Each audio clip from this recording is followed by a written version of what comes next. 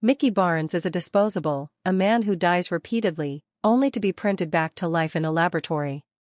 When he falls through the snow into a cave on the frozen planet Niflheim, he assumes this is where his end will finally come.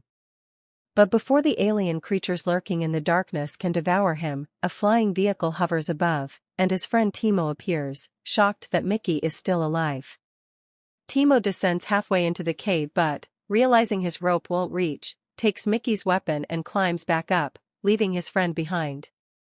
Mickey, however, isn't worried, he knows he'll be printed again tomorrow anyway.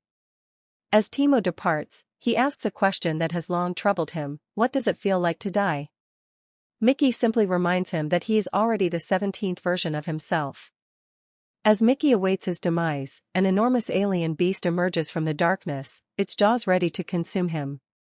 The scene then shifts to a laboratory where Mickey's body is reconstructed on a massive printer.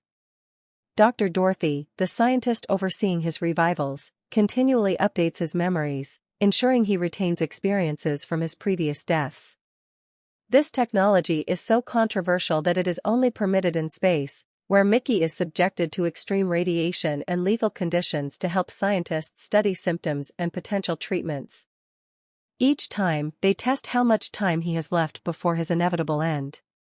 After another reprint, Mickey removes his glove to examine his deteriorating skin, only for his hand to snap off and float past the spaceship window. No one reacts. Soon, he is printed again. This time, Dorothy informs him that he only has 10 minutes to live. Mickey takes the news calmly, having grown accustomed to his grim fate. He could have been rich through life insurance, but disposables are not insured. They lack labor unions, pensions, or benefits. People take these jobs out of desperation. In Mickey's case, desperation stemmed from a failed business venture with Timo. The two had borrowed money from a ruthless lender to open a macaron shop, but when the business collapsed, they faced a horrifying ultimatum. Their creditor demonstrated the consequences of unpaid debts by sawing another debtor in half before their eyes. Fearing for their lives, Mickey and Timo fled Earth, joining an interstellar expedition to Niflheim, the last ship off-world. The expedition was orchestrated by Kenneth Marshall, a failed politician who lost his election and sought to build a new empire beyond the stars. His supporters, fanatics devoted to his vision, eagerly followed him to the icy planet, ready to work under any conditions. Mickey signed up as a disposable without even reading the job description, while Timo managed to secure a position as a pilot. Upon arrival, Mickey met Gemma, a specialist who bluntly explained the dangers of his new role. She introduced him to the massive human printer, where his body would be recreated from recycled organic waste, including human remains. His new existence would be one of continuous death and rebirth. To ensure continuity, Mickey underwent weekly memory backups, an experience that dredged up long-buried memories. One painful recollection surfaced: when he was a child, he pressed a mysterious red button in his mother's car, causing her to lose control and crash. As he sobbed in the lab, Gemma coldly reminded him of the final requirement for disposables: getting used to death. She handed him a gun and instructed him to pull the trigger.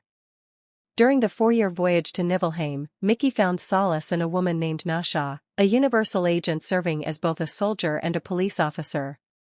The two formed a deep bond, and Nasha helped Mickey endure his countless deaths. But even aboard the ship, unsettling questions followed him. Strangers repeatedly asked, "What is it like to die?" When Mickey caught the attention of another woman, Nasha made it clear that he belonged to her alone. Upon arrival at Niflheim, Mickey became the first to step onto the frozen surface. Following orders from Chief Scientist Arkady, he removed his helmet to breathe the alien air, only to succumb to an unknown virus. He was printed again and again, each time falling victim to new strains until the scientists developed vaccines. Eventually, Mickey number 17 became the first to survive, his body now resistant to all of the planet's viruses. This breakthrough allowed the settlers to breathe freely without protective masks, marking Mickey's painful sacrifice as a gift to humanity. One day, Mickey joined an expedition to explore an icy cave. When the team encountered strange, unknown creatures, a frightened agent opened fire, accidentally triggering a collapse that crushed her under massive ice blocks. An enraged Marshall blamed Mickey for the incident and dubbed the creatures creepers. He ordered Mickey to capture one, sending him into the frigid wasteland alone. While navigating the frozen terrain, Mickey fell into a deep cave, where he expected his fate to be sealed. Teemo arrived but made no real attempt to rescue him, reasoning that he'd just be printed again anyway. Alone, Mickey prepared to meet his end as a colossal creature emerged from the darkness. However, instead of devouring him, the creepers dragged him through the cave.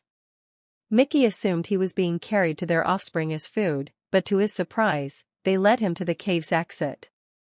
Confused and offended, he shouted that he was perfectly edible, but the creatures only watched as he stumbled outside. Trying to communicate, he mimicked their sounds before spotting a transport vehicle. Clinging to the rear platform, he returned to the base, exhausted and freezing, greeted by bewildered onlookers. Mickey 17 lies down on his bed, only to discover himself staring back. Both versions jump up in shock. Upon hearing of Mickey 17's supposed death, the scientists had immediately activated the printer, creating Mickey 18. Now, there were two of them, multiplets. Mickey 18, desperate to claim his own existence, attacks Mickey 17, declaring he was printed just 2 hours ago and hasn't had the chance to live. But Mickey 17 remembers the grim history of multiplets. Years ago, a developer named Alan Manikoff secretly printed his own duplicate to commit crimes while maintaining an alibi. When authorities arrested him, they soon discovered a third Manikoff, proving the chaos multiplicity could cause. The public condemned it, and Marshall, a then-rising politician, declared that only space colonization would justify human printing, renaming clones as disposables and ordering the destruction of multiplets. Mickey 18 drags his predecessor toward the cycler, determined to dispose of him. But before throwing him in, Mickey 17 suggests a compromise: they could share a life, alternating days. He admits, for the first time, that he fears dying now that another version exists to replace him. Before the two can resolve their fate, Teemo barges in, dealing illegal substances to a fellow crew member. Mickey 18, still furious at Teemo for abandoning Mickey 17, suggests killing him. As he moves to attack, Mickey 17 objects, but his duplicate shoves Teemo toward the cycler anyway. Teemo barely clings to the edge, screaming for help, as Mickey 18 presses a scorching rod against his forehead. Just as he's about to push Teemo in, Nasha and Zeke arrive, forcing him to pull Teemo back to safety. Nasha takes Mickey 18 away while Mickey 17 hides. Watching from a distance, he's outraged to see Nasha flirting with his duplicate, but there's nothing he can do. Then, he receives an invitation to a dinner with Marshall, a supposed honor. At the event, Marshall praises Kaa for her role in colonization, implying she exists solely to bear children. Offended, Kaa insists she is more than just a future mother. Meanwhile, Mickey 17 is served synthetic meat, which triggers a violent allergic reaction. The ship's scientist, Araid, admits the food is experimental and untested. As Mickey collapses, Marshall, seeing him as expendable, raises a gun to his head, ready to eliminate him. Kaa intervenes, arguing against killing him outright. While they argue, Mickey 17 recovers and is led away by Kaa. A moment of attraction sparks between them, but when she asks if his relationship with Nasha is open, he flees, overwhelmed. Returning to his cabin, Mickey 17 finds Mickey 18 and Nasha together. Nasha, unfazed by the duplicate, suggests an unconventional arrangement where they share her. Before they can discuss it further, Kaa bursts in, discovering the multiplet situation. She rushes to report it to Marshall. Nasha chases after her, hoping to change her mind. Meanwhile, Mickey 18, enraged by his predecessor's passivity, grabs a gun and storms off toward Marshall. As Marshall showcases a stone from the planet's surface, proving its unique properties, a baby creeper emerges from inside it. The crowd panics. Mickey 18 fires at Marshall but only grazes his cheek. Mickey 17 manages to catch the baby creeper, but chaos erupts. Marshall orders the multiplets arrested. In their prison cells, Mickey 17 and 18 realize they're doomed. Then, Timo and his accomplice arrive. Timo, still fearing their old debt collector, plans to cut Mickey into pieces as proof of repayment. Unexpectedly, Mickey 18 offers himself up instead, arguing that his fighting spirit will make the execution more entertaining. Timo agrees. But as his accomplice enters the cell, Mickey 18 overpowers him, steals his weapon, and knocks Timo unconscious. He frees Mickey 17 and Nasha. As Nasha prepares to execute Timo, Zeke arrives, forcing them to abandon the idea. Outside, a swarm of creepers surrounds the station, drawn by the cries of the captured baby. Dorothy, using a prototype translator, manages to communicate with them. Marshall, ignoring the potential breakthrough, dangles the baby over the cycler, forcing Nasha to hold the rope in her teeth. Zeke records the event, recognizing Marshall's increasing instability. Marshall then escalates, fitting both Mickeys with explosives and forcing them into a twisted contest. Whoever collects 100 creeper tails first will be allowed to live. As the Mickeys step outside, Dorothy hands Mickey 17 the translator.